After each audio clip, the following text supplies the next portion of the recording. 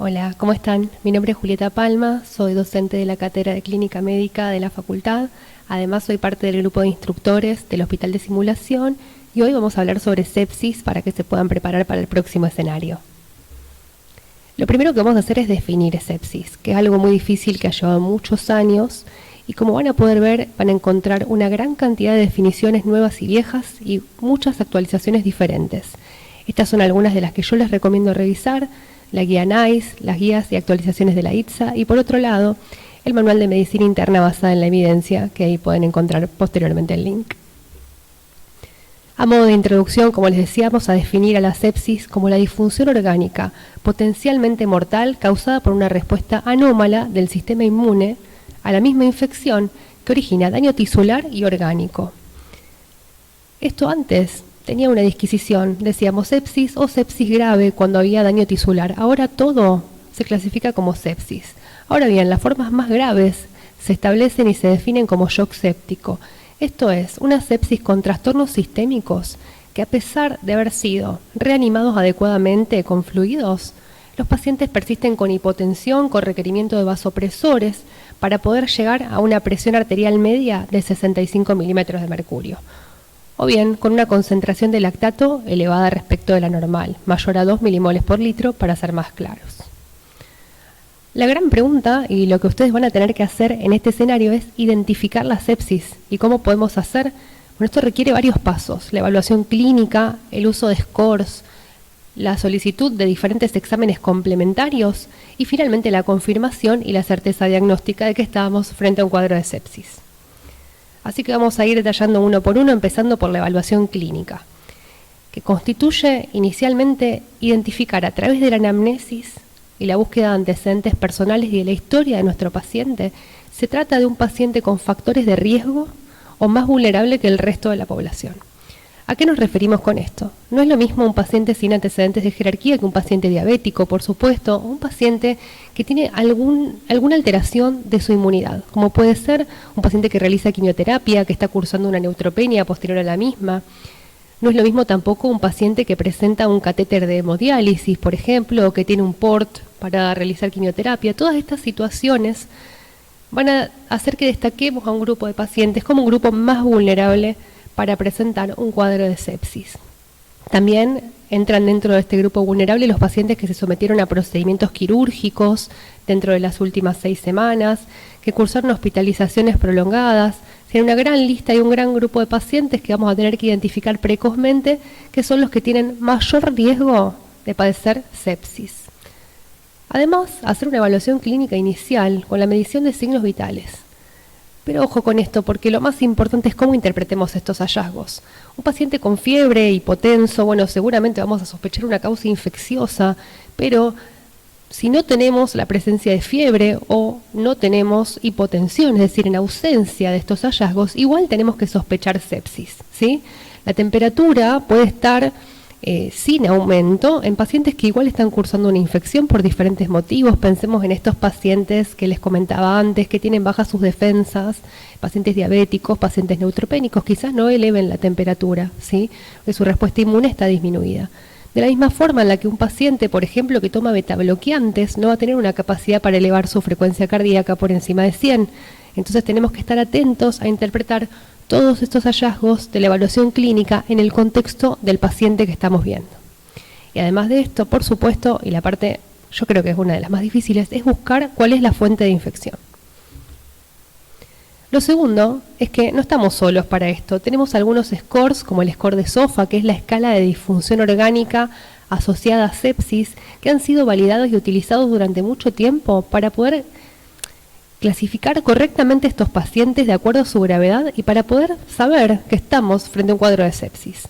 Como pueden ver, dentro de los parámetros que encontramos en este score, tenemos la presión parcial de oxígeno sobre la fracción inspirada, tenemos el recuento de plaquetas como parte de las alteraciones que se pueden presentar en la coagulación en sepsis, las alteraciones en la concentración de la bilirrubina, la presión arterial media que mencionábamos previamente, la escala de Glasgow para evaluar el estatus mental de nuestro paciente y por otro lado la concentración de creatinina y la diuresis que evalúan la función renal. De acuerdo a los hallazgos que tengamos en el examen físico y en el laboratorio inicial, vamos a poder clasificar a nuestro paciente de acuerdo al puntaje asignado en cada una de estas columnas. Un puntaje mayor o igual a 2 en la escala de SOFA significa que estamos frente a un cuadro de sepsis.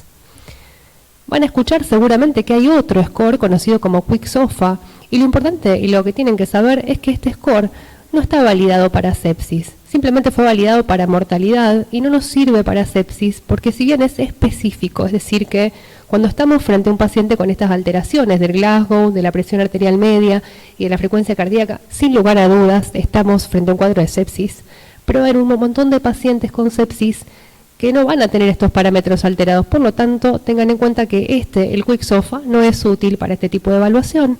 Sí es muy valioso para valorar mortalidad, pero no lo es para identificar la sepsis como lo es el SOFA, que es el que tienen que aprender y si quieren hacer, por supuesto, una captura de pantalla. Ahora, además de identificarla, como decíamos previamente, tenemos que pedir algunos exámenes complementarios que voy a mencionar a continuación. Dentro de esto, recuerden que los parámetros del score SOFA teníamos algunos hallazgos de laboratorio. Entonces, lo primero que vamos a solicitar en un paciente con sospecha de sepsis es un laboratorio con hemograma, glicemia, función renal, ionograma, un ácido base arterial, el lactato lo tenemos que solicitar, el hepatograma, el coagulograma, en principio TP y KPTT, además de plaquetas, eritrosedimentación y proteína C reactiva, y en el caso de mujeres en edad fértil, la subunidad beta, para descartar embarazo. Además de esto, debemos tomar hemocultivos. Y otros, ¿qué quiere decir otros? Es decir, cultivos específicos de acuerdo al foco que presente el paciente. Si tenemos un paciente con neumonía, intentar obtener un esputo. Si tenemos un paciente con sospecha de infección urinaria, intentar obtener también un urocultivo, además de los hemocultivos, y así en cada uno de los casos de acuerdo al foco. Además, radiografía de tórax, de frente y perfil, por supuesto, siempre que lo permita la condición del paciente, la posibilidad de hacer ecografía, tanto en forma bedside, como podemos ver en esta imagen, lo que es conocido como POCUS, o bien, de acuerdo a los tiempos que presente el paciente y a las características y el estado, podemos elegir hacer una tomografía de tórax y abdomen y pelvis. Ahora bien, identificamos la sepsis y nos queda la pregunta de cómo tratarla o qué debemos hacer frente a ella. Recuerden siempre que tanto la sepsis como el shock séptico se constituyen como emergencias médicas y debemos actuar de inmediato. Lo primero que debemos hacer, junto con la valoración clínica inicial, es establecer si nuestro paciente tiene alteraciones o no de su estado hemodinámico y fundamentalmente si hay hallazgos compatibles con hipoperfusión, como puede ser la presencia de taquicardia, hipotensión con una presión arterial media menor a 65, o bien algunos hallazgos dinámicos muy interesantes, como es la medición del lleno capilar. Les voy a dejar aquí un video para que puedan ver. De esta forma, como pueden ver en el video, se realiza la medición del lleno capilar. Se coloca un portaobjetos sobre la falange distal hasta que la piel se vuelve totalmente blanca. Esto puede ser durante 10 segundos o más. Y una vez que se retira el portaobjetos, vamos a esperar a que la piel se vuelva rosada. Esto debe durar menos de 3 segundos. Cuando dura más de 3 segundos, es lo que consideramos un lleno capilar anormal y es un signo de hipoperfusión. ¿Qué hacemos entonces frente a un paciente que está francamente hipoperfundido con alguno de estos parámetros que yo mencionaba anteriormente? Un bolo de cristaloides, una infusión de 30 mililitros kilo de suero fisiológico o de Ringer lactato, y nuevamente, luego de haber realizado esa infusión en bolo, vamos a evaluar el estado hemodinámico del paciente para ver si requiere infusión de mayor cantidad de cristaloides o si requiere otro tipo de soporte, ya que la recomendación de las últimas guías es que cuando estamos frente a una presión arterial media menor a 65 debemos indicar vasopresores y el de elección es la noradrenalina.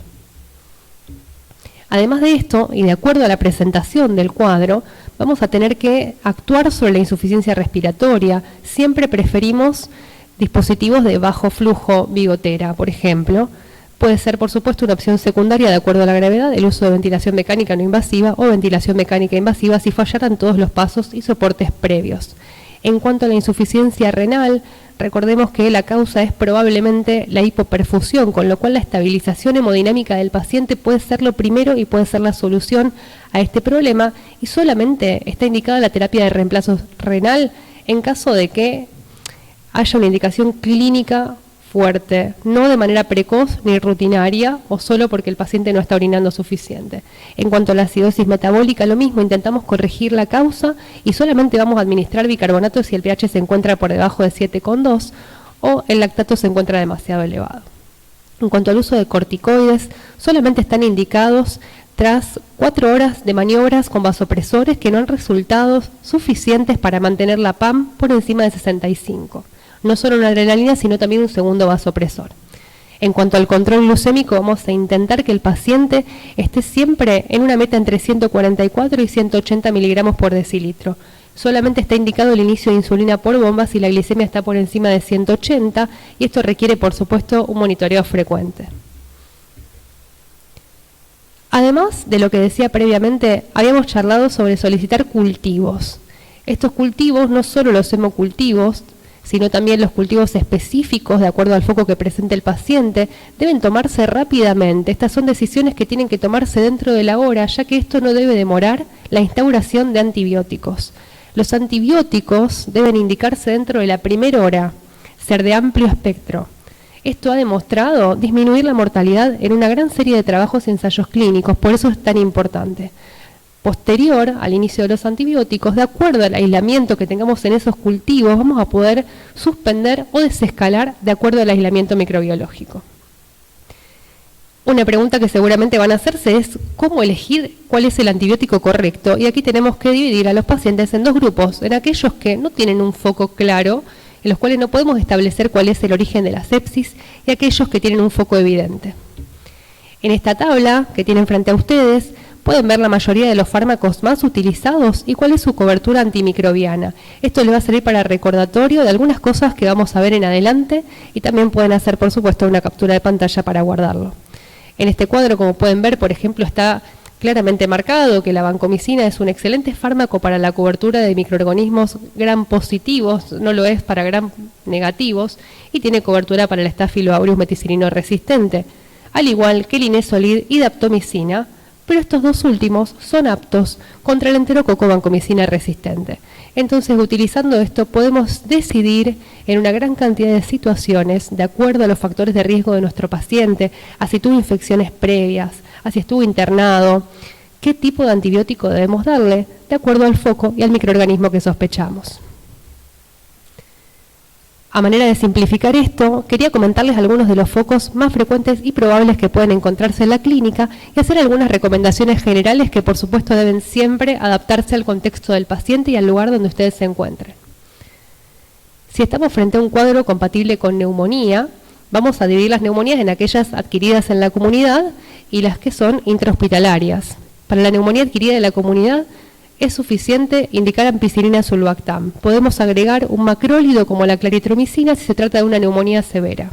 En cuanto a la neumonía intrahospitalaria, es correcto cubrir Staphylo aureus meticilino resistente y también pseudomonas, con lo cual estaría indicado vancomicina para la cobertura del SAMR y piperacilina tazobactam o cefepime para la cobertura de las pseudomonas. En cuanto a la neumonía asociada a ventilador, la utilización de vancomicina sigue siendo correcta, pero en este caso ya no deberíamos utilizar ni piperacilina tazobactam ni cefepime, y en este caso la elección es utilizar carbapenémicos o bien o colistin, de acuerdo a la epidemiología local del lugar donde trabajemos. En cuanto a las infecciones de piel y partes blandas, aquellas en las que tengamos sospecha, por ejemplo, de infección por piógenes, vamos a indicar penicilina G y clindamicina. Sin embargo, cuando estemos frente a una sospecha de Staphylo aureus meticilino resistente, la indicación más correcta es trimetroprimasulfametoxazol o TMS. En las infecciones polimicrobianas, en las que no podamos establecer quizás una bacteria con mayor jerarquía por sobre otra, podemos indicar TMS, trimetroprimasulfametoxazol y clindamicina, es decir, hacer asociación de ambos antibióticos. En cuanto a las infecciones intrahospitalarias o aquellas que tienen criterios clínicos de severidad, como puede ser gangrena, necrosis, es decir, infecciones severas de partes blandas, la indicación es usar vancomicina en asociación con piperacilina tazobactam. En cuanto a las infecciones intraabdominales, tenemos que tener en cuenta que dentro de la comunidad tenemos que establecer distintos grupos dentro de los pacientes. Aquellos que tienen bajo riesgo de infección por enterococo, en los cuales podemos usar ciprofloxacina, metronidazol, cefepime, metronidazol y piperacilina tazobactam, y aquellos que tienen alto riesgo de infección por enterococo, en los cuales debemos añadir a cualquiera de estos esquemas ampicilina o vancomicina. En cuanto a las infecciones intrahospitalarias, también tenemos que hacer la misma disquisición, si hay bajo riesgo o alto riesgo de enterococos. En el primer escenario vamos a indicar metronidazol con carbapenémicos y en el segundo, carbapenem, metronidazol en asociación con vancomicina y linezolid.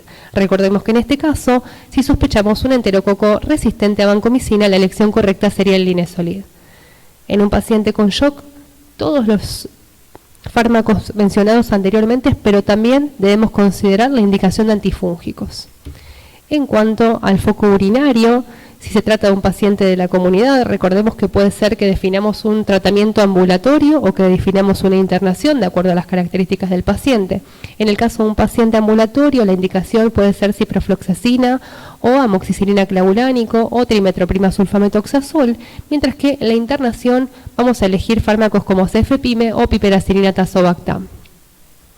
En cuanto a los pacientes que cursan infecciones intrahospitalarias, en este caso debemos tener en cuenta la cobertura de betalactamasas de espectro extendido, que esto es sí o sí con carbapenémicos, meropenem, imipenem, cualquiera de ellos.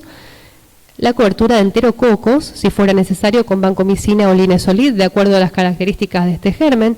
Y por otro lado, la cobertura de carbapenemasas o Acinetobacter baumannii, bacterias productoras de carbapenemasas, KPC o Acinetobacter baumannii, que eso será de acuerdo a la epidemiología local, ya que estos microorganismos tienen distintos perfiles de resistencia según donde nos encontremos.